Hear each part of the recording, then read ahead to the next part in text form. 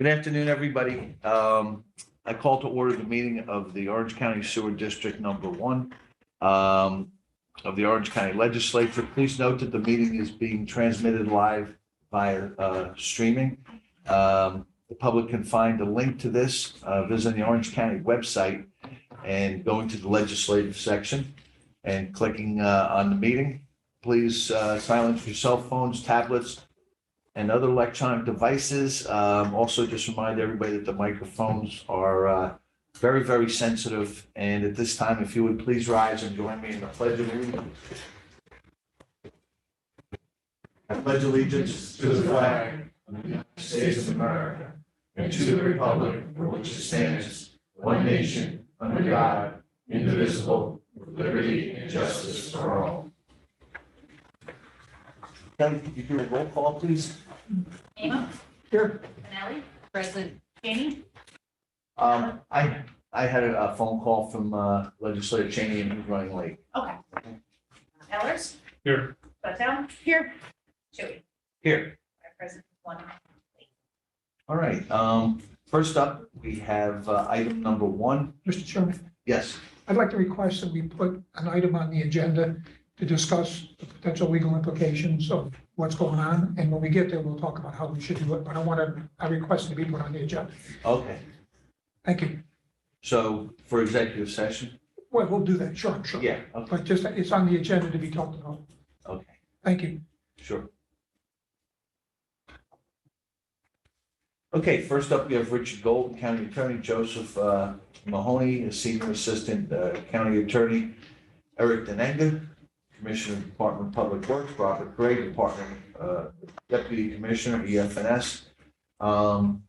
Is Anthony here today or no? No, he won't be here. Okay, and also Mary Beth Bianconi, Partner, Delaware Engineering, DPC. Yeah, people stimulus. Oh, we got just one person. There's more chairs. I want you to I wouldn't be like you. You need another chair? He's got one. He's got wheels on that one too. Okay, before we start, I'd also like to have it on the record that we have Supervisor Tony Cardone from Town of Monroe, and also the Mayor, Chris, from Chester. All right, thank you. And first up is a review, the summary of the facility plan that we've been working so diligently on. And then we'll go also into update with the Harriman improvements.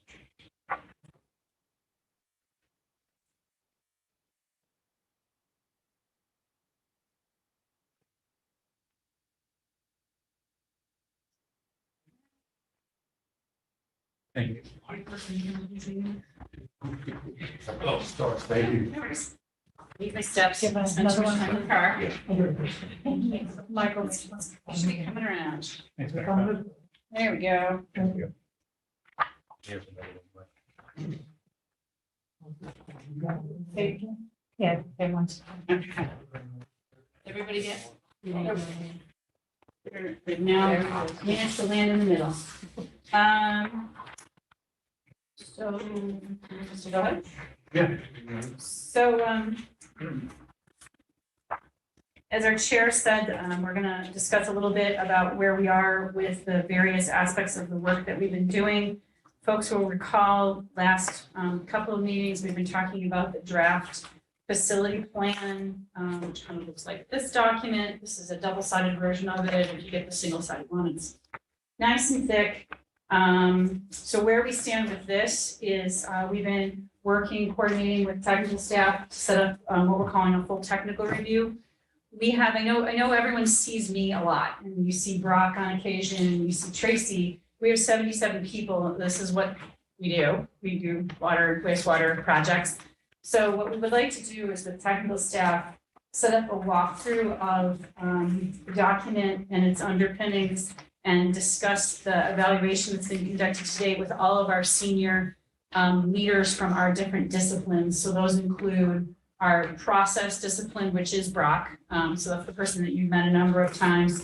environmental, being Tracy, but then we also have our senior structural, senior electrical, mechanical, really all of the different disciplines, our construction discipline that handles constructability, cost estimating, those kinds of things, so that we can really walk through this document with the technical staff, make sure that they're fully informed, and then be able to respond to any comments or questions that they have.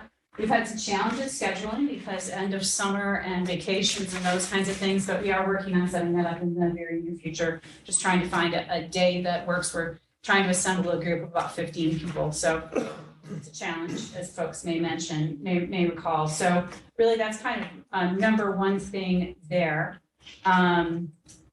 Number two was determine, what the recommended alternative is and be able to send that information to this committee, which then would consider moving that on to physical services and then eventually the full legislature. That is kind of at the moment really waiting on our technical meetings so that we can make sure that technical staff, because we understand that this committee is waiting for contribution from the county's technical staff with a level of comfort that where we've gotten is a sound process, and that it's the recommendation that of the technical staff of the county.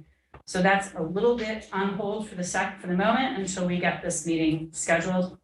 And then the last one, we've discussed this one in a couple of different meetings, but I just want to remind everybody that we do need to have a governance section in our environmental impact statement. And I just thought it would be informative for everybody to hear what is supposed to be included in the governance section of our EIS. Recall that we adopted this in February of 2021. And at the time, the various technical approaches that we had to the project still included a longevity aspect of the project that folks will remember was intended to extend the useful life of the number of facilities on site. And then we had an expansion portion. As we've been considering our alternatives from a technical perspective, many of the pieces of equipment that would be subject to the longevity improvements, but that were originally conceptualized, will no longer exist if we go forward with the sequencing batch reactor technology that's been discussed. You remember I had those plans that kind of show the boxes of those new tanks are really taking up a good chunk of the site. So while this discussion references the longevity improvements, and there certainly will still be a lot of features of the infrastructure on site that will be reused and improved, the sort of longevity alternative has kind of gone away in favor of an alternative that I think, as we've evaluated demands for sewer, that really allows us to maximize the site and also provide a technology that I think the staff is very comfortable with. So just really quick, from our environmental impact statement scope document that the legislature adopted in February of 2021, the government section is section 3.4, and there's 3 sections to it. There's an existing conditions discussion, of potential impacts, and the mitigation measures. And just a little bit of primer again for everybody, a scoping document for an EIS is really a table of contents that describes what study is intended to be conducted to be included in the environmental impact statement. So in terms of existing conditions, our scoping document says this section will describe the existing method of governance of the sewer district and the intermunicipal agreements with outside users, as well as the present method to allocate flow and distribute the costs of existing debt, as well as the operation and maintenance of the sewer system. Governance challenges of consecutive systems, so those are the satellite systems, and addressing flows, including the presence of infiltration and inflow, so that's extra water getting into the system that's non-sanitary, in service areas outside the direct jurisdiction of the OCSD number 1 will be described. In terms of potential impacts, our scoping document says the proposed, this is where I'll have to work on this a little bit, proposed longevity improvements will benefit all users of the sewer system, whether located in OCSD 1 service area or in an outside user area. As a result, capital costs would be shared by all benefited parties. Costs and administrative impacts of the longevity aspects of the project will be described. The expansion of the treatment system has a capital cost that must be borne by those benefited by the expansion. Also, an operation and maintenance cost. The administrative and cost impacts of the expansion will be described. And then the mitigation section of the EIS is mitigation measures for the cost impacts of longevity and expansion capital expense be described in this section, including the potential for grants, low-cost financing, as well as governance structures to ensure that the costs of the project are properly assessed to benefited parties. So that is a section of our EIS that we don't have at the moment. So after our last meeting, we had a discussion about kind of a starting point for the county. I know that legal and there are other considerations, but one thing I did thought would be helpful to people was in the draft facility plan in 2016, there was a nice description of the intermunicipal agreements kind of in summary form, some of the issues that had arisen over the years. And there was also some discussion about what some potential options could be. So I thought we could talk about that very generally, just as food for thought, but then know that one of the things that we do need to advance this project is we have to fill in this governance section of the environmental impact statement. We do have the other sections primarily generated at this point. Those include the project scope, purpose, and need, the description of the project, the environmental setting, including topography, geology and soils, groundwater resources, surface water resources, neighborhood and community, climate change, unavoidable impacts, alternatives, which we've spent a lot of time on alternatives. Those, just so everyone recalls, are no action, longevity only, so no, just extend the useful life, no flow increase, alternative technology approaches to get to 9 MGD, what the reverse osmosis option would look like, approaches to get a treatment plant that's larger than 9 MGD, and then regional alternatives, which is sort of bridging. We talked about those the last time, bridging off of the prior regional analysis. So we are in need of this governance section, which I recognize is something that the county is working on. I thought it could be helpful just in the short discussion that we have today, just to point out some highlights. So folks know that in the 70s, a sewer district was created, and the original OCSD #1 was part of the town of Monroe, village of Harriman, Monroe, and Curie-Stoll were in OCSD #1. Mood municipalities were later created and intermunicipal agreements executed to provide service to those municipalities. They are Village of Chester, Woodbury, South Blooming Grove, and areas in the town of Chester, Monroe, Blooming Grove, and Woodbury. Mary Beth, what time frame did they come in? So let's see. So it looks like, so in 1978, the Moodna Communities and OCSD executed an intermunicipal agreement with respect to what are called the joint facilities of the Harriman wastewater treatment plant. Just in case anybody wants, I brought 5 copies of all of the agreements. So if anybody wants to take one home and read it, you can. What I handed out to you is sort of the summary that was prepared by the legal consultant that was part of the original review. So in large part, what this did was the original IMI provided for a total of 4 MGD of capacity proportionally split between the Moodna communities and the county sewer district. Blooming Grove, 0.71 million gallons a day, Chester Town of 0.6, Village of Chester, 360,000 gallons a day, Town of Monroe, 200,000 gallons a day, Woodbury, 89,000 gallons a day, and the sewer district received the balance, which was 1.24 MGD. Some of the important things that were in this IMA was that the Moodna municipalities were not intended to approve any significant changes to the boundaries of their respective sewer districts that would result in a significant increase in flow. And this is a theme as we go through these different agreements, this sort of like, how do we make sure we're not overwhelming a wastewater treatment plant keeps coming up over and over. In 1988, there was an amendment to this IMA that reshuffled the flow. It was still 4 MGD, but at that point, Blooming Grove was 490,000 gallons a day, Town of Chester 41,000 gallons a day, Village of Chester 347,000 gallons a day, Monroe, 133,000 gallons a day, Woodbury, 635,000 gallons a day, and the county sewer district, 1.985 NGD. So the county sewer district's proportion of the flow increased.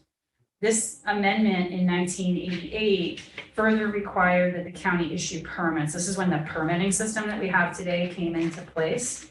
And the purpose was to establish a monitoring system to keep track of and limit demands on the wastewater treatment plant because there were already concerns about capacity. In 1995, there was an amendment. This bolstered the consultation and approval rights between MUDNA and OCSD. And it added some more kind of governance to the system. The biggest part was that it required consultation between OCSD and the MUDNA municipalities for acting with respect to the operation and maintenance of the wastewater treatment plant for any action that might have any of the following effects: adopting a budget, approving any non-budgeted expense in excess of $50,000, undertaking any capital project in excess of $25,000, retaining any consultant, hiring additional personnel, establishing a price for the receipt of septage, allocating costs among municipalities and OCSD. Number one, determining flows and contracts between the county and OCSD. Number one, for any consultant for services rendered running the Harriman wastewater treatment plant. The 95 amendment provided additional approval rights with respect to the adoption of budgets. OCSD may adopt a budget and execute a consent order. Was intended to have input with municipalities, and then there was a scheme regarding the number of communities that need to be involved. Interestingly, this agreement, and this was in 1995, provided that the Moody municipalities will agree to try to establish a sewer authority and terminate the IMA. It wasn't permissive. It wasn't that they might. It was that the intent was that a sewer authority, which is a public authority under the state law, would be created and the municipal agreement would go away. That never happened for reasons that we don't need to get into here, that I don't know that are fully understood. In 2011 and 2013, the IMAs were further amended, and this had to do with the sale capacity to the village of Woodbury. Interestingly, in the 2013 agreement, Section 10 determined there was no need to consult the other municipalities regarding the sale capacity. However, given what I just said, that everyone was supposed to be in agreement, it's not sure how that conclusion was arrived to. And then in 2000, a lease was entered into between the county and the village of Curious Shoal for the capacity in the Curious Shoal wastewater treatment plant. So there's a lot of paperwork out here. The reason I read the sections that I did was because there's sort of a common theme, which was how do you create a system where all of the users, whether they're in Orange County Sewer District number 1 or they're in a MUDNA community, are, feel that their voice is heard, that their needs are met, that they're paying fairly, those kinds of things. So as we contemplate this project, and we've talked about this before, we talked about this is an expensive project. Everyone's going to benefit from having a treatment plant that meets regulatory requirements and that provides for the sustained treatment of wastewater in the county, in the service area. There is this idea of expansion capacity, and how will that be handled from an access perspective, from a cost perspective, because as we've discussed, there's a cost associated with building a larger plant that includes both paying back the capital debt for it, as well as an increased cost to operate and maintain a larger facility. So I think it's important that these are considerations that the county is making as we consider how to create the governance section of this environmental impact statement.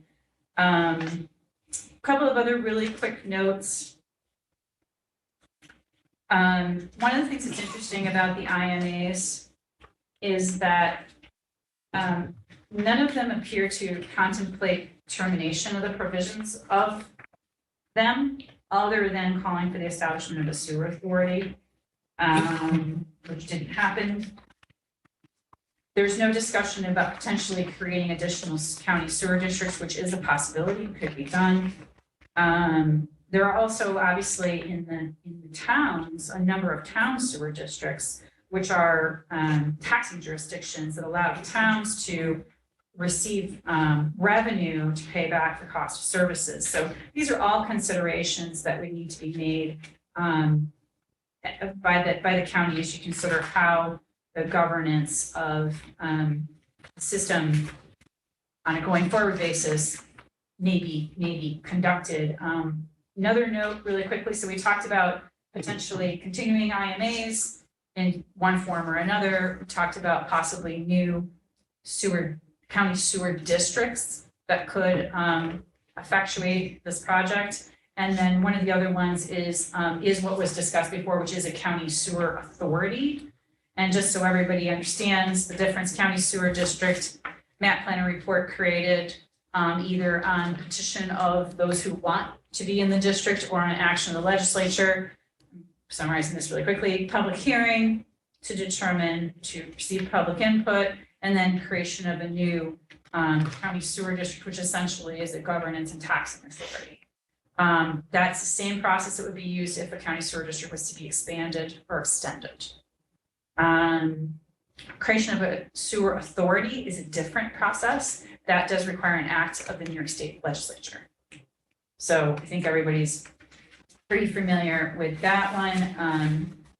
There are a number of sewer authorities, and if you can look these up and see how they function, what they do, but essentially define the boundaries, enumerate a board of directors,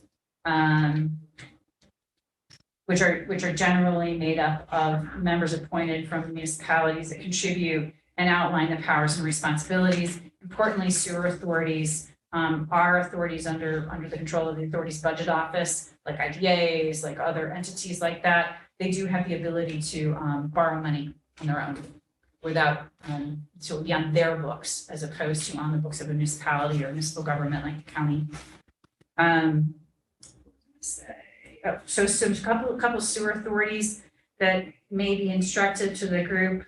There is a sewer authority out in Western New York that's the Alfred Almond Cornellsville Sewer Authority, the Buffalo Sewer Authority, which is a pretty big sewer authority, Cuyahoga County Water and Sewer Authority, the Livingston County Water and Sewer Authority. Those are both Laura and the Buffalo Sewer Authority, all both large active sewer authorities. Nassau County Sewer and Stormwater Finance Authority, Rensselaer County Water and Sewer Authority, which acts more as a financing mechanism than owning and operating systems.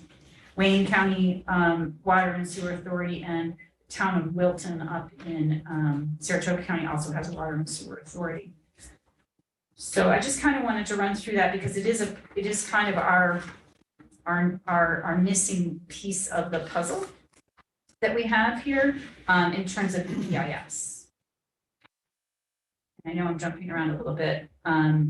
Lastly, I guess last thing on schedule update is where we are with the variance application. So sampling has been underway for several weeks now. All of the wells have been sampled. 24-hour composite stream samples and wastewater treatment plant effluent samples are complete as of this week. 24-hour composite samples from manholes, pump stations, and wastewater treatment plant influent and effluent is to be obtained in the upcoming week. And in general, we're waiting for lab results on all of the samples. Expect to get those in October. And we're working on preparing a revised variance submission for November. All right, Mary Beth, so it seems like we still have a bit to go before we'll need to take it to physical services. Just an outside date, do you think that would be probably just towards the beginning of the year? So obviously there's a portion of this that's kind of in our control, which is we'll work with technical staff, get the technical issues addressed. The variance, the composite sampling and those kinds of things are well underway, well in hand. The portion of this that we're really not in control of or in charge of is the discussion regarding the governance and the decision-making regarding governance. So it's hard for me to say when we'll have a complete document. The facility plan, which doesn't include the governance part because it's just technical, that'll be done pretty much as soon as we can get the technical information together. So hopefully in October, that's the idea, I think, at this point. So the technical information will be there. I don't know that I anticipate any major changes from everything that's been presented here. It's more, we're kind of doing the details at this point. So in terms of the EIS, we can start sending sections if you want to see them section by section by section, or if you'd rather see a full document. But really the big question that's on everyone's mind is, how much is this going to cost me? And as far as the governance, that's coming from legal, from the county side? This is the first discussion I've had on it, but yeah, I will work with Delaware on it and obtain the information. So I'm just trying to get a timeline here, probably sometime in the first quarter For the environmental impact statement? for the governance. Oh, for that. I guess you gotta take a look at it. Right, some of the information in the governance would be addressed or is being addressed in my review of the facility plan. There's some interpretations that were made earlier on that I disagree with. So we'll go through it, and a lot of that will be ironed out Okay. early on. Good. And a lot of it is also, well, this is what we anticipate. Different hopeful paths. So we'll see. Okay, So the intent, so that's one of the questions, I guess, that we have is, the EIS includes a governance section because, as we discussed long ago, so it'd be the number one question that everyone's gonna ask. I guess part of the question is, we can have, as we did previously, sort of a very general conversation about governance mechanisms and those kinds of things, but that will not answer the question that people are going to ask. So I guess the question that I have is where, we can certainly do an EIS that doesn't have that, but then let's just run through the EIS process so everybody recalls. Where we issued a positive declaration stating that we would be doing an environmental impact statement for the expansion of the Harriman wastewater treatment plant. That is tied together with this facility plan, which is all the technical information, all the alternatives. It's also tied together with our regulatory work regarding the total dissolved solids and the chloride. So these things are all really tied together. It's all one environmental review process. We adopted a scoping document that kind of is what gets to go in, what goes in the environmental review process. After a draft environmental impact statement is here before this committee at some point, there will be, I would expect it would get referred to fiscal services and eventually to the Orange County Legislature, who is the lead agency for this environmental review. At such time as the legislature believes that the environmental impact statement has incorporated all the information required in the scoping document, the county legislature would adopt a resolution stating that the DEIS is complete and ready for public review. So at that point, all of the involved and interested parties, of which we have many, would be notified of the draft environmental impact statement, would be published on the county's website. Paper copies would be available for folks to review in locations that are convenient to people, such as libraries, those kinds of things. And then, while not a requirement, certainly a recommendation, a public hearing, one or more public hearings would be held. And we generally do recommend a written public comment period that extends from prior to the hearing to after the hearing to allow people to have robust participation. At the conclusion, at some point, the legislature would move by resolution to conclude the public hearing process, the public comment process. After that, all of the comments and questions that are substantive in nature that have been submitted have to be responded to in one fashion or another.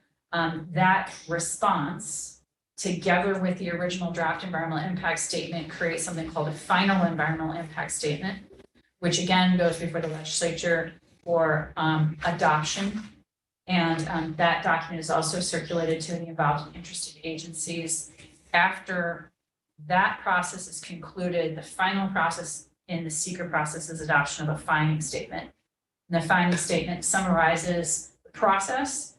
It also outlines the areas where potential environmental impacts were identified and what the framework of mitigation measures are that would be implemented to reduce those impacts to small or ideally eliminate those impacts. One part of the considerations are financial impacts. And with the talk of, who's gonna pay for it, where in this process do we, start really looking at grants, federal grants, state grants? And, because the big part about who's gonna, be paying for it is gonna be come down to what the users, ratepayers, or, is their portion. So out of a big project, looking way down the road to see what kind of wherewithal those grants will have. Correct. So one of the things that I mentioned in that governance section is that in the mitigation measures is that the section will include the potential for grants and low-cost financing as, so we'll include knowing what we know today and knowing the user base, the environmental considerations, those kinds of things, what types of grants and low-cost financing might be available. And we can certainly it's not a difficult thing to say, if the borrowing is X dollars and we receive Y grant, here's the balance left over. And if the interest rate is some number over the course of a period of years, we can figure out what the annual repayment of the debt is. We'll There'll also. be more ratepayers by then because of the population growth. There could be. We'll also, and that's one of the things we could do is we could sort of model that future. But one of the things we have to be careful about is environmental impact statements, and what we're conducting seeker on has to be based on facts and truth and things we know. Okay. So while we can include that information so that people kind of get that view out to the future, Yeah. we're sort of like our finding statement's going to be based on the things we know today. Yeah. So that is where, to some degree, how the costs are distributed becomes an important, measure in this process.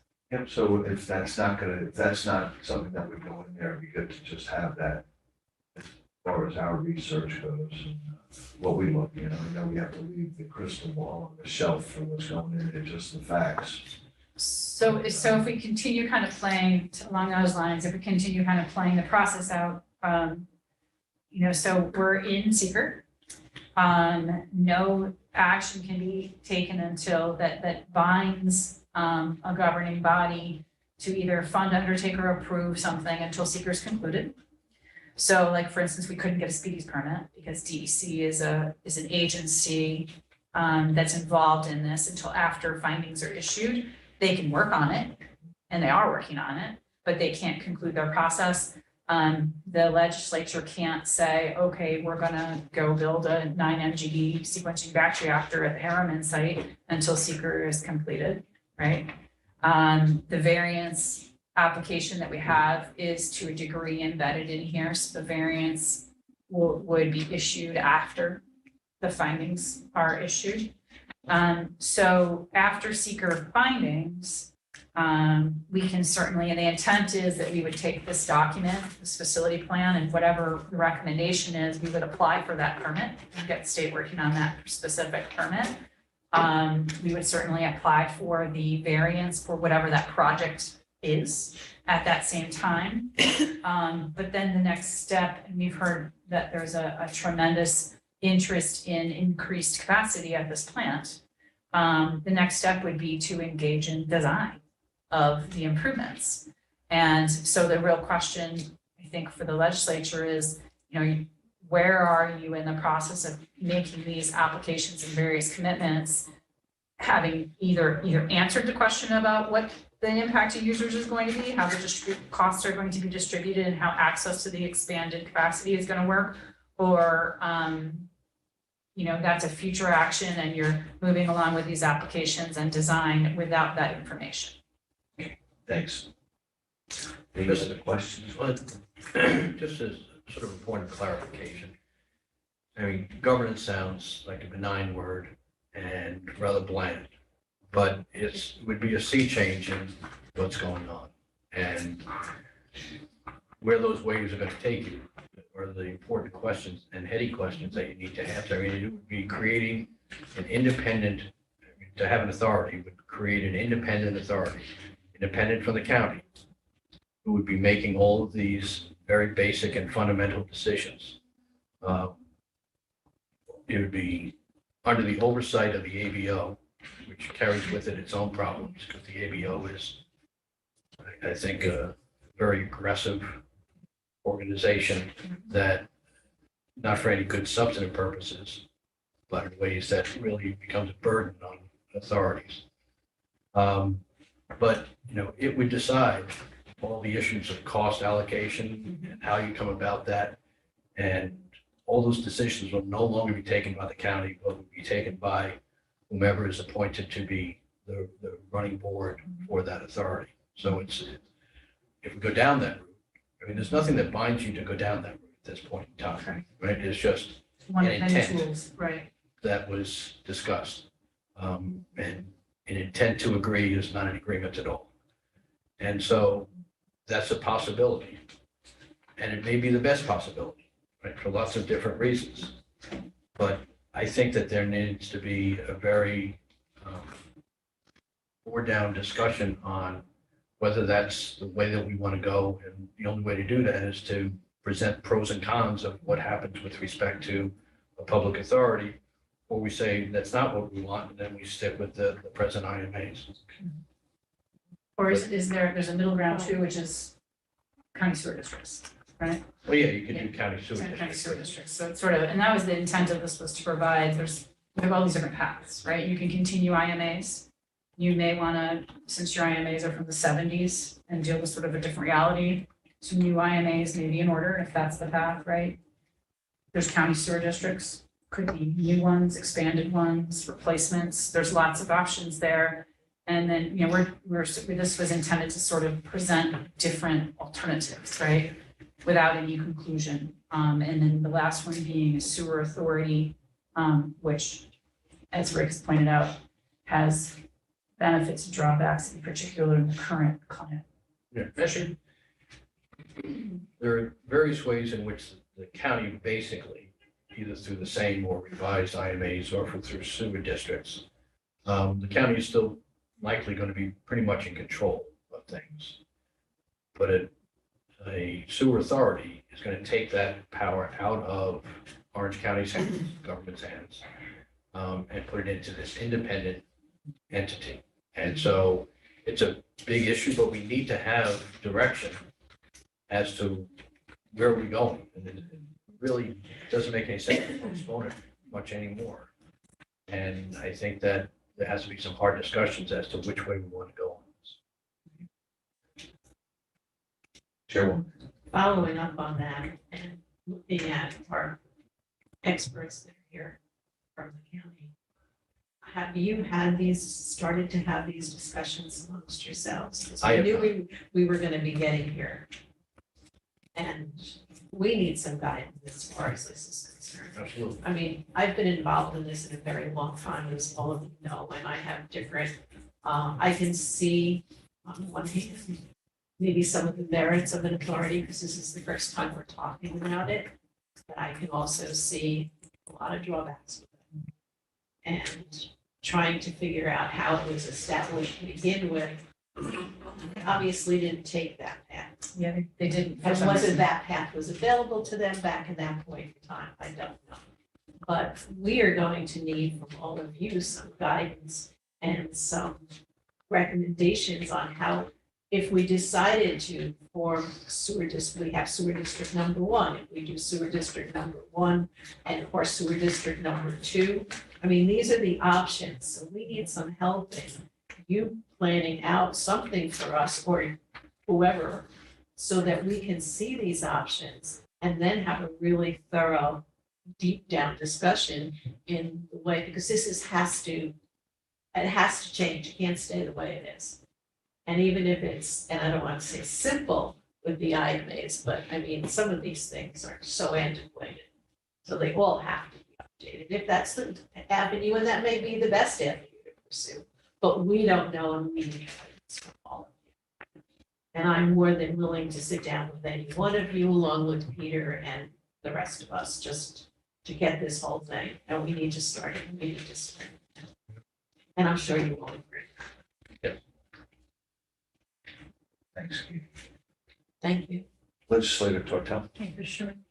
Could you just go back a second and you did the two different ones? I know you said the sewer authority requires an act by the New York State Legislature, but when you were talking in terms of finances, the one way it still remains in the county, and then the sewer authority, it wouldn't be under the county and the county budget any longer, it would be under the authority they would have. And then who would oversee them again? The Authority Budget Budget Office, Office, state to commonly known state as the agency. ABO. ABO, okay. That's, I want to make sure I had. The same, it's the same entity that oversees all industrial development agencies such as the Orange County IDA, Yeah, but yeah, not yeah. just that. Throughout the state, they oversee. Right, it's like the Metropolitan Transportation Authority is under the ADO, right? So one of the things I did mention that Rensselaer County Water and Sewer Authority. Mhm. So their job in life is to borrow money. They don't own any assets, they do no governance, they do nothing. The county has county water districts and county sewer districts. The authority does the borrowing, that's the only thing they do. And then the county, and they have an agreement with the county water and sewer districts, they provide the financing, and the water and sewer districts do all the governance, so there's these like half models as well. And that's why kind of, you What know, was the municipality you talked about that was a relatively small municipality that had the authority? Oh, and with broad authority, as I understood your The explanation. first one you mentioned. yeah, they do. Not the Buffalo, but there was a. Yeah, there's a little, in Saratoga. yeah. There's another one. It's- Where? I have that down. It was. Okay, so, yeah, so there's one that's really small, which is the Alfred Allman Hornellsville Sewer Authority, I'm sorry, which what's is, that? Alfred Allman Hornellsville, which is out near Horseheads. Okay, there was another one as well. And the other one is Wilton, Town of Yeah. Wilton has a Okay. water and sewer authority, and that's in Saratoga County, that's the community just north of the city of Saratoga Springs.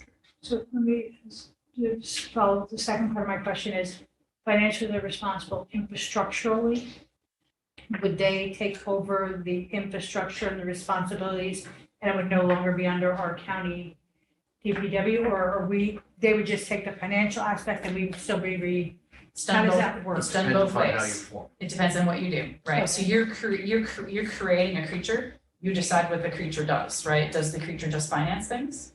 Does the creature finance, own, operate? Does the, what does it do? Okay, I wasn't sure if there was like some hard lines on what we could and couldn't do in creating an authority. You need It's a to lot get, of flexibility, yeah, Okay. right? And that's what Mary Beth was talking about, these different entities. It would be good, Mary Beth, if you could get copies of the operating So- documents of a couple of those. so, okay, so yes, I can definitely get those. And everybody has this little summary. I sent this, or I emailed this to everyone actually back a couple weeks ago, and I just handed it out again today. And this is what I was reading from, is that 2016 summary from the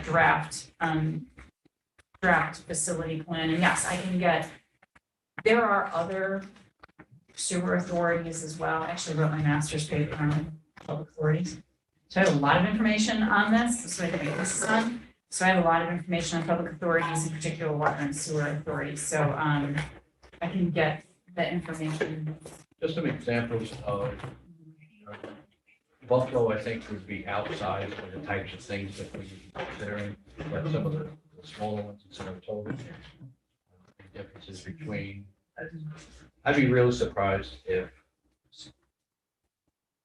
the county would go in the way of just having a separate financing arm. I think one of the issues that really is fundamental to the problems that we're having is having an entity and how that entity is formed and decision-making found with respect to actually governing the entity, deciding on cost, deciding on infrastructure, deciding on rates, all that kind of stuff. And you can see that, you know, when I read that kind of summary of all those changes to the IMA, there was one about every 10 years. Is about how it flushed out, right?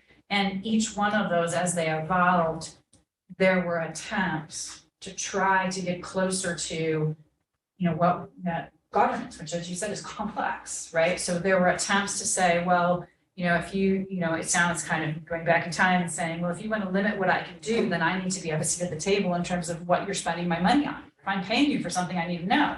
So the changes to these IMAs were an attempt to get there. It looks like, given the current practice, the thing that came out of all of that that's working is the permitting system that's in place. That works today. But there are a lot of things like, for instance, that the mooted communities would become a sewer authority that fell by the wayside for one reason or another. But these were all attempts to get better clarity on what is it, who pays for it, who makes the decisions about it, who has access to it, under what conditions. So I think that's, and I know you and I talked about this separately, that's the opportunity here. This is sort of a generational project that's happening, and there's the opportunity to say, okay, we have all this history that maybe for all well and good reasons, but we stand in a particular position today, and to, I think, Chairman's point, it's got to be a forward-looking, where do we go from here? And how do we, you just said, how do we sort of not replicate the problems of the past? We don't want to continue the current circumstances that are challenging. So I guess my question for the group is, because we'll continue working on the technical stuff, but we will, to your question about schedule, this is a piece of the schedule, right? So what steps could we agree on? I'll send information certainly to Rick and whomever else, that whatever I have in my, but is it that the legal team is going to put together some options and then schedule a meeting with this group to discuss, or what? I'd like to have some concrete, so we just don't show up here next month and have the same conversation. Yes. I think it's going to be a joint effort initially with law department and DPW to come up with what we believe would make sense, and then come to this committee, who may have very different views on it, or may be aligned with it, but at least it would start the discussion. And then, obviously, before anything happens, would be including other stakeholders in the discussions. But I think we need to start small first, rather than starting some big meeting that would be rather unwieldy, if everybody has a million ideas. So I think that's the progression that makes the most sense. Mary Beth, are there any other questions? And also, I'd like to let the record know that legislator Barry Cheney has joined the group. He snuck in. Oh, there you are. I didn't even see you. Still around. I can be I came in the back door. Any comments or questions for the, right now? For this point? No, okay, Mary Beth, do you have anything else to add, or no, we think we're good right now? That's, In that case, I will go on to item B. You already mentioned, gave us an update on the sampling. So, with that, I'd like to go on to Bob Gray, item C for sewer meter update. Very briefly, I talked to he's been back and forth between general services and water department. Right now, Joe Hazard advised me today about some issue with the meters that we need to tweak, and we'll get it right back then to general services. It's Expect to be finished this week. This week, and then they can go out to bid. it'll go to general services, and I believe everybody's happy at that. That's right. Okay. All right, so hopefully by the next meeting, we'll have good news on that. And again, this is us doing the work. Doing the work, yeah. Installation. Basically buying the meters and buying the monitoring of the result. Yeah, so it's not the way Or contracting. legislative change. Is there a provision in the contract for the company who's selling you the meters and providing these services to take a look and make sure the meters are installed correctly, or are they gonna figure that out once they start mining data? We've installed these before. They're very similar to the portable meters that we're using now. So I don't think that should be an issue, but we can, Well, I'll check on that. I was just wondering if I'll it was check, or if it yeah. wasn't, but it Yeah. sounds like the experience is there, and Yeah. certainly when they start mining the data, if it's not coming out, I'm making a note. that's one of the things you'll need to look Thanks, That's Beck. okay. Thank you. Do they have maintenance contracts with them, or DPW will continue to do one of the maintenance upgrades? Yeah, to- we'll to continue that. Okay. Thank you.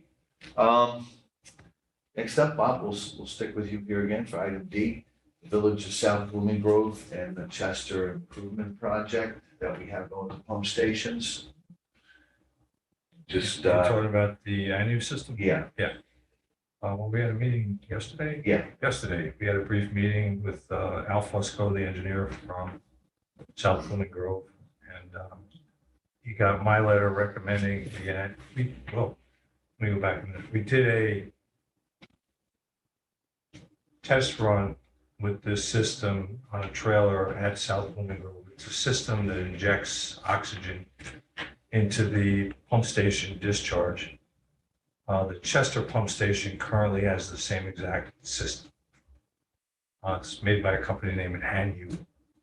And it injects oxygen and ozone to keep the dissolved oxygen levels positive in the sewage all the way to the discharge point to prevent formation of the sulfur gas. That's a real basic description. So we ran a test of that, ran the results, did measurements at Airplane Park, which is where the issue surfaces, and it was very successful. So there's a report written by ANU. We reviewed it in our department, and I issued a letter a week ago, maybe 2 weeks ago, to South Blooming Grove that we recommended it because any other system might present a conflict with the existing system at Chester. It was deemed to be successful. It's economical. It seemed like a good thing to do.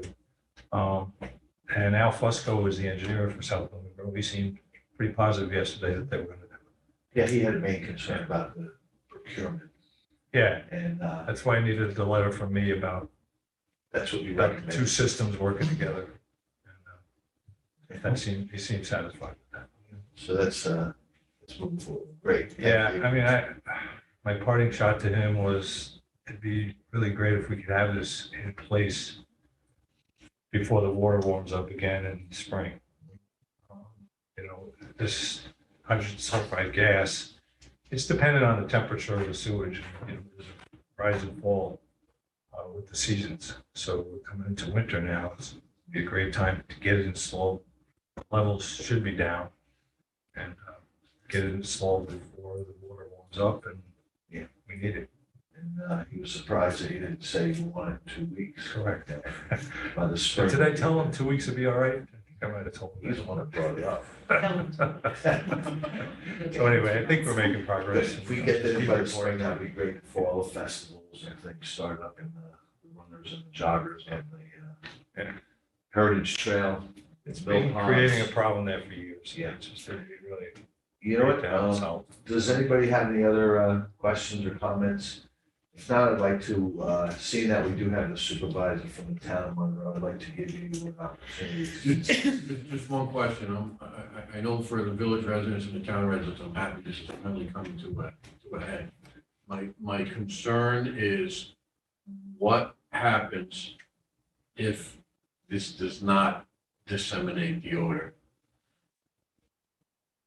What would be the next step? I'm confident this is gonna do it based on Pete and I toured, the testing, the test. And we saw the facility, and it's basically what Moodna, and Moon has been saying for a number of years, that it's coming, the issue is coming from South Blooming. But I just would like to know, since this has been going on for decades, what, if any, would be the plan going forward if it does not work? And I listen, Bob, I don't expect an answer today. If you want to get back to me on a later date, I'm fine with that. Well, I'm with you. I don't see any reason. I mean, we ran it for a week. It was in warm weather. We monitored, that both systems were on at the same time. We monitored when one was off and one was on. And it works. So, and it worked in pretty, this summer was pretty extreme. Yeah, and season. it's all test, you had the levels, the metrics behind it. And it looks like it would be the perfect system for it, but I know that you want to see, but I think that, And part of that concern is based on the governance over in South Bloomington. I could see something going wrong there, and having the problem. well, I think that they're very receptive to it, and I'm gonna leave it at that, and the meetings that we've had are going in a real positive way. So I think that's good. Thanks, Tony. Yeah, thank you for the opportunity to speak. Legislative change. Kind of as a follow-up on that, is there any monitoring downstream of the entry point where the system is located Yes, to measure hydrogen sulfide? yes, when we first got involved with this, about looking at a solution. We installed a hydrogen sulfide meter at Airplane Park. Okay. And And we does have, it collect the data as yes, well? we have a feed for that, and it's stored. and- So there should be a relationship developed between what's entering the system with the new, what's entering the line with the new system Yes, and the readings you're getting. So if those readings start to spike, do we also have access, who operates that system that's being installed? Does the county, no, sewer district? No. It's operated by South Bloomington. Correct. as is, Is there- Chester is operated by Mudna. Is there a requirement for them to provide data relative to the feed that they're making so that that relationship, we're confident in that relationship, and if we see that the hydrogen sulfide spikes, we can come back and look at the measurements that they've taken, the data that they have, and see whether there's a relationship there and whether maybe the system went down for a period of time or whatever, kind of as a fail-safe, or at least an understanding that allows everybody to say, okay, this is what needs to be done because this didn't happen. And we have a detection meter, not only at Airplane Park, but up at that billboard manhole, where the two lines come together. Both force mains come together and then flow down into the village. So we have some indication upstream, but I understand what you're saying. It'd be nice to have that on both streams independently. And not sure we can do that, but because it takes some I time for can that only say gas. no if we ask. It also takes some time for that gas to form. But can you, It sounds can funny, you but, measure, you know, if you're measuring the flow and you're measuring the inflow of the ozone and oxygen, Oh, you mean at the injection? at the injection point, and you got the relationship there, I mean, that's an important relationship. Remember, that this is not Orange County Sewer District facility. Right. You know, so, But, limited, but we can. we but can talk to they the are operators, yeah. entering Yes. our system, and it's not unusual for the position we're in to ask them for. I'll bring it up. Thank you. Yeah, I think this whole thing was based on that premises that we don't have that much control of it. And I think that Katie and Peter have been very helpful in helping with the political end of this, talk with the entities and push this along for us. I guess I'd look at it as being somewhat similar to an industrial user permit. Yeah. You know, like what an industrial user would be required to do. Get into the weeds a little bit. The system, it's basically a big compressor. It injects air into the system and creates Right. kind of a soda water table. So it's not like we can measure a tank that's being depleted. You know what I mean? So we get a flow. What we can do is have the runtime monitored, right? And there is a SCADA system. I've asked the operator at Mudna to include the compressor was not in that system. There was a point where it was down and they didn't know it. So, but we saw it in the gas Sure. readings. So that was determined. And Anthony has access to those meter readings, whatever he wants. Right, the meter readings are one thing, but Okay. What Barry's talking about, I think, is the operation of those compressors that they're actually on. Yeah. Right. And running. So I think that Yeah. we all, I mean, all these certainly- systems have, certainly, it should be very easy to, with it included escape, to know whether it's on or off. That was- And get an alarm and. that was be the able to- point. I don't know if that's determine. been done yet, but that was requested. I mean, maybe it's a subsequent step if it's determined to be needed to have them actually measure, have a measuring device. Well, on it's good that the floor. operator knows when it's down, so we can go fix Well, it. definitely, yeah. That's critical. So we can discuss that with both Muna and the South Bowling Grove operator. Thanks. Thank you. Great. Any other questions or comments? No. All right. Michael Amo, do you, I think, Peter, 3 or 4 months ago or meetings ago, we talked about whether, could we get a handle on how well we're doing in terms of meeting the deadline that we're trying to meet in just general terms. And it occurred to me that we should be thinking about that, at least as a committee, have a sense of that. And I think that some of the questions we're going to ask and the answers are going to require that we do that in executive session. Because we may be saying things that we don't want on the record, so I want to make sure for client privilege that we're able to go into executive session. So I move that for this particular item on the agenda, we go into executive session to discuss. you get a second? I'll second. For attorney-client privilege. Client privilege. Well, there's a couple of things that have to happen. And first of all, Wait, are we now in executive? No, Oh, okay, no. sorry, because I was saying we have to get on. I mean, there's only a limited number of things they can go into executive session for, regardless of how sensitive something may be. One is potential for real or threatened litigation, right? I'm not sure there's another one that would fit here, and I'm not sure if threatened litigation fits. You can certainly at any time, regardless, before or after the meeting or during the meeting, you can go into an attorney-client meeting with your attorney.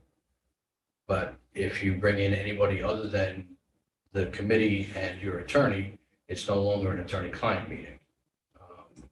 So inviting us in then breaches the attorney-client meeting exception to the open meetings law.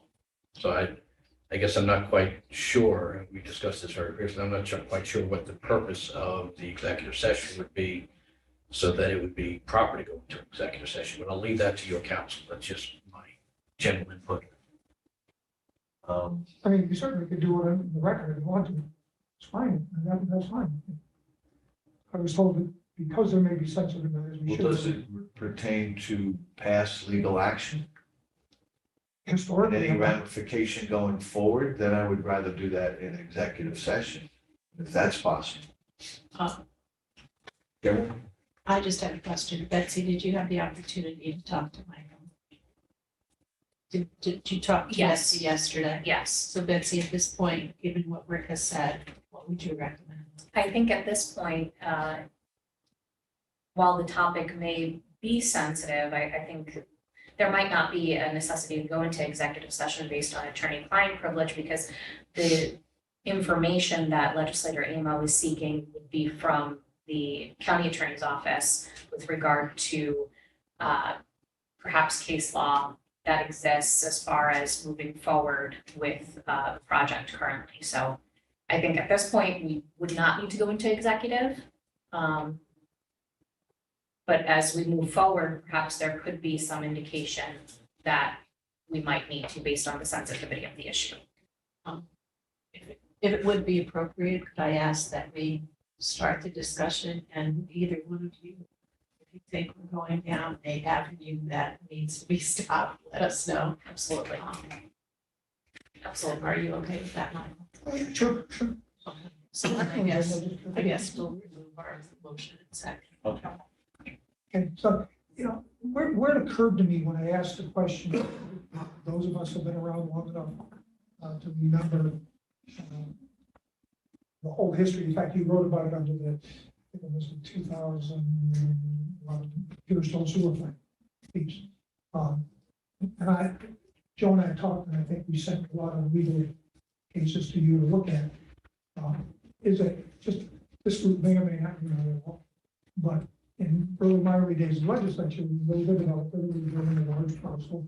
I think it's a long piece, it's a large parcel, and was able, and I'm giving you my legislative thinking, not legal, was not able to get capacity and sued the county of Orange. And if I'm correct in the number, the suit turned out to be for $1.7 million, I remember, in damages to the developer because we didn't have the capacity to provide code and sewer capacity he needed. And we had not adhered to the rule of trying to, when you see you need it, you're building it. And courts ruled in favor of the developer, and the county was confronted with a $1.7 million plus or minus. That's the thing that triggered when, at the same time, the Kiristow sewer plant was in the process of being built and just finished. And they were ready to use it as their own plant, essentially, and how they were going to use it. And I think it was Joe Rampy, may have been Eddie Diana's term, it was Joe, who then said, you know, Mr. Weeder, can you loan us your plant? Can you release us the plant to us? Yeah, I'm not sure it was initiated by Joe, but I it don't know was why during it was- Joe's. Right. It was initiated by KJ. I'm vague, but that's just concept, and essentially, because if you got the plant, you would get the gallons necessary to serve this developer. And in fact, everybody lived happily ever after. And essentially, they got the capacity, they went on, and things went on, and this stopped, but we learned that lesson, and then we moved through other processes where challenges have come to the sewer plant, hopefully sewer over a number of times, and I don't have one in front of me. And some of them had implications to this discussion we're having, and some didn't. I know that, and I think, or Beth, you can help me, because I think it was the 2010 issue of the Camp LaGuardia question, up to date, where there was litigation between the County of Orange for sewer capacity at Camp LaGuardia from Sewer District 1, and Kiristow sued them, if I got that right, and said, you know, you can't be selling capacity. If I remember, help out lawyers here. You know, you can't sell them until all of us have what we need, essentially. And then it got settled. And one of the settlements, if I remember, you can give me the legal term, was that the courts had us agree, or some language that said, once we get 85% capacity, you have to begin your plan to develop to meet the capacity of the users that are coming into your system. Get back up to that level. I think isn't that also part of the speeds? Was it?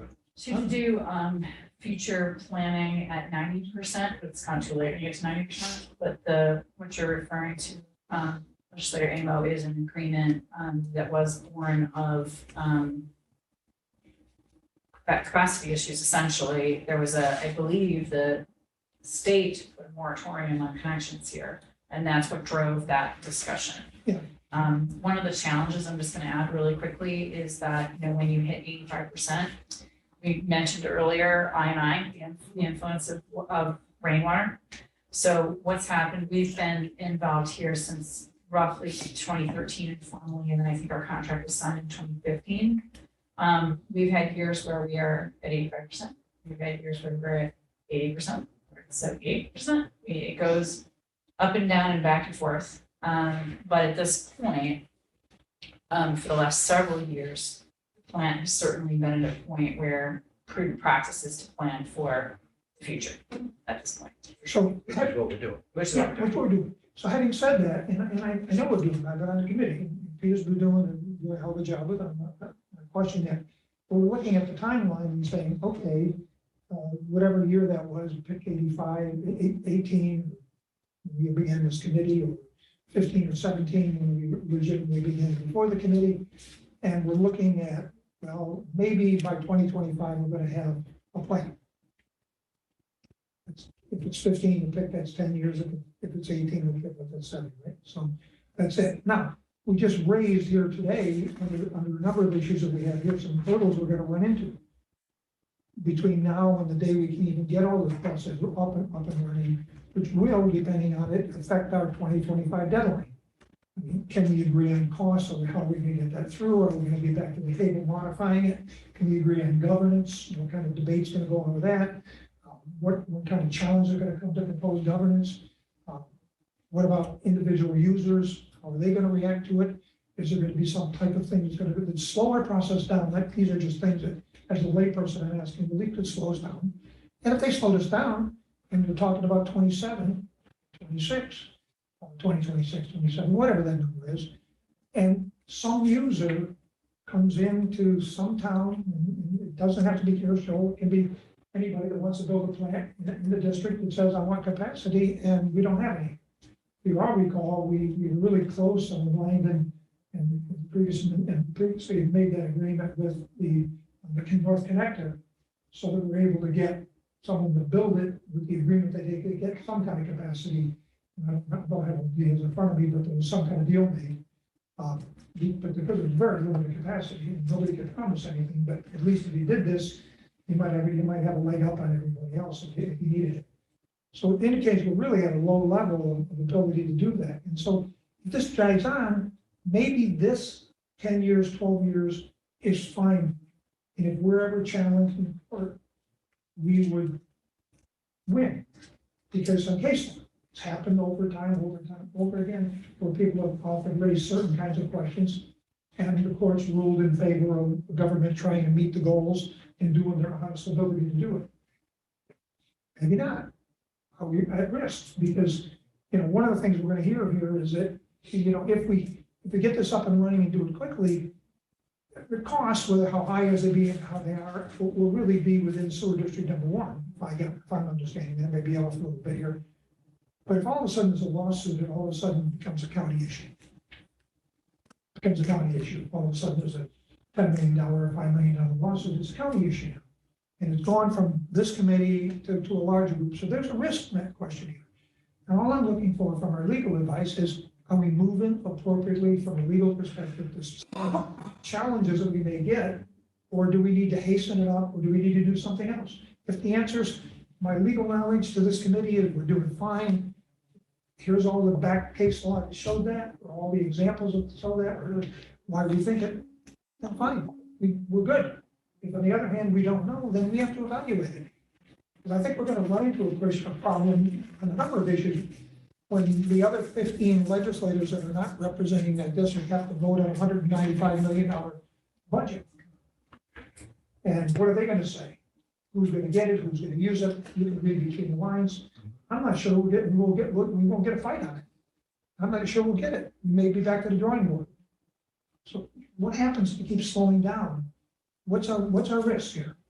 And that's all I'm asking for. And that's the purpose of the question.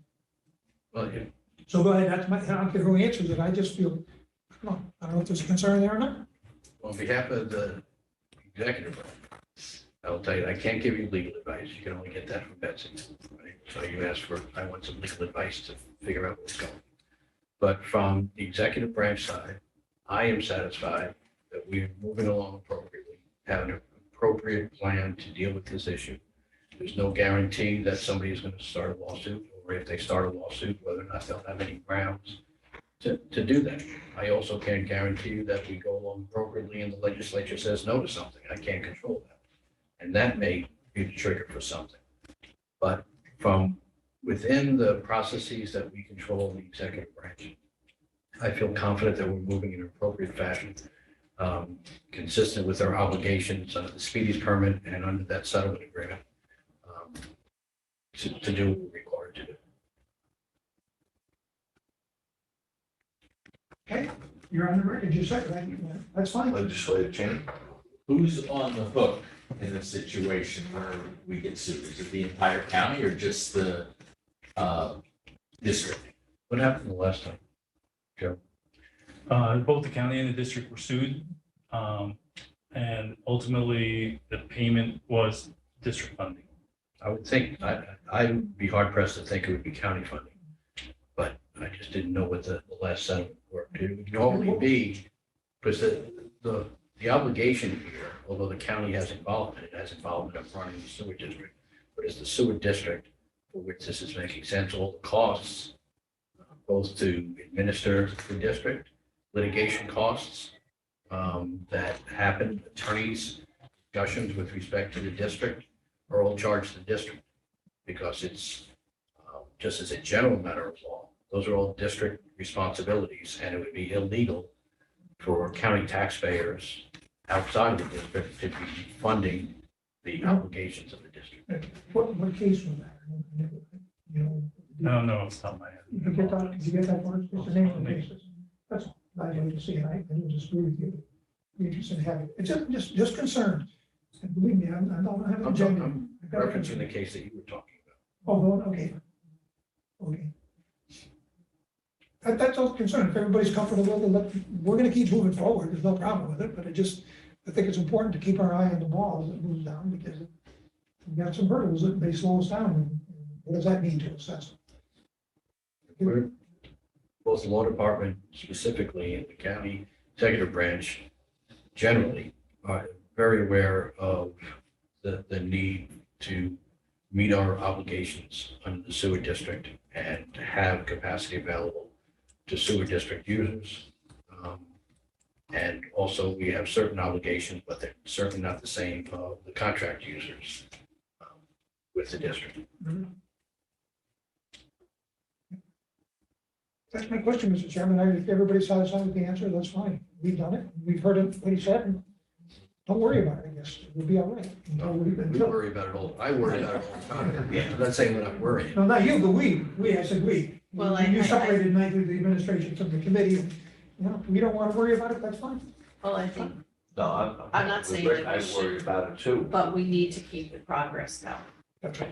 And that was one of the functions in working with the executive branch as well as the previous town when we came up with this idea of this particular group meeting on a regular basis. I So we think need it's to continue essential. to meet, because it's in everybody's best interest. Absolutely. So thank you. I think for the first year or so, year and a half, I mean, we were meeting once every 2 weeks instead Yes, of we one, were. Yes, we up were. until the pandemic. And Peter, worked the through delay that was too. not our fault either. excuse me? A lot of the timing, we keep talking about the different applications to be. So a lot of stuff we have no control over either. Absolutely. And that I would kind of do.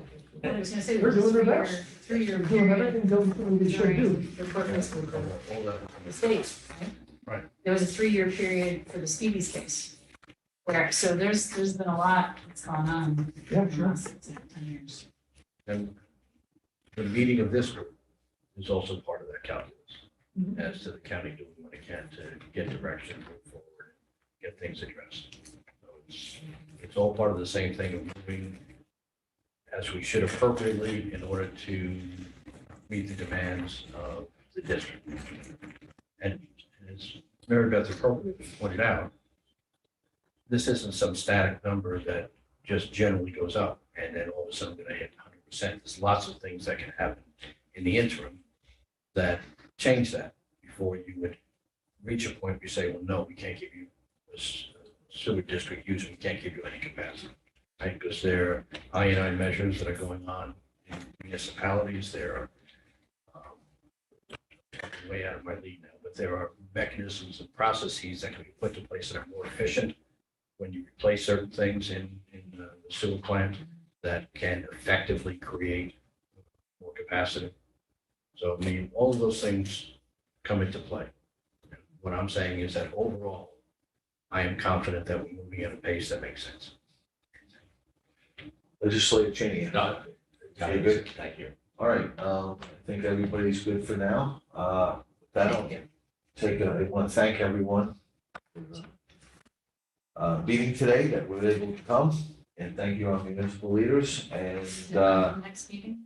Yeah. the Oh, next meeting, That's yeah. why the 6th, we've got. you know what, with October being budget month, and the meetings start earlier, so usually on the same day as rules, but checking the calendar with Kelly and Jean, we're looking to go for October 28th. It's a week or so, maybe 10 days after when we normally would have met. Right. But that's October 28th, 1:30. It's a Friday. So if everybody can make a note, legislative talking. Anyway, since there's no meeting preceding it, we could do it at 2:30. on the 28th. On the 28th, just an hour later. I don't know, Kelly, I mean, you have to It's check wide with open, I Chief. think. The day's wide open. Excuse The me? day is wide open, so. if you Day's want wide it open. Later, that's fine too. Okay, is that getting a little late, for some other people that would want to come in? Yeah, seems good for everybody. How does that? So it means at 1:30. So the 28th, you mean, right? Yeah, I think that's okay. that's 2:30. I think 2:30 is fine as long as we think a little over an hour is enough time for our meeting. Yeah. So we have physical service at 3:30. No, No, This is the 28th. It's the 28th, it's Friday. I just thought, oh, I'm sorry, I have, my calendar was on the 26th. 26th is the.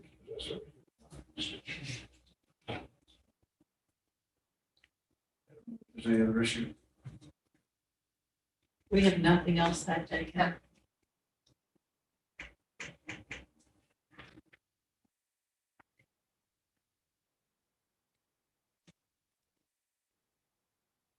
Eric, so did you have a conflict?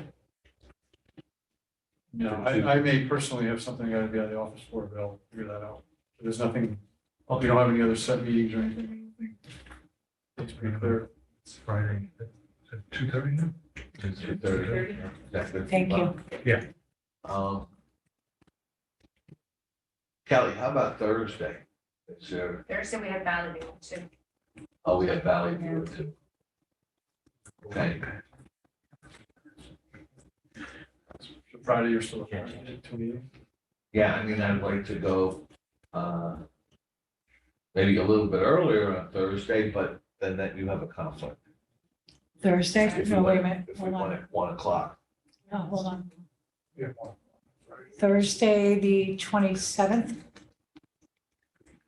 No, I have no conflict after 2 o'clock. No, but we have Valley View too, so. Oh, you want to go before Valley View? Yeah. Yeah. That's fine too. No, I think. Thursday. Excuse me? Thursday's the 27th, that's the day Valley View is at 2. Fine. Anything else with Nothing budget? else. I mean, 12:30 or 1:00. On Friday. No, I'm 27th. Thursday. Do it on Thursday. Thursday. What do you do? Do you have to work or?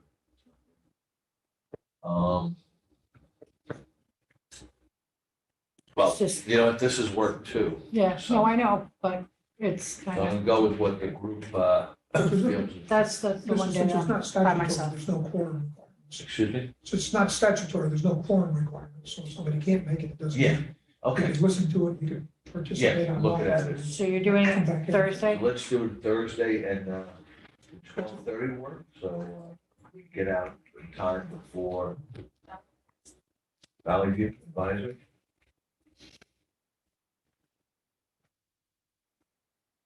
Excitement says a yes.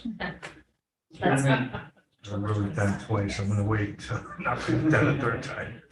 All right, so October 27th, Thursday at 12:30. Katie, is that good for you? Yes.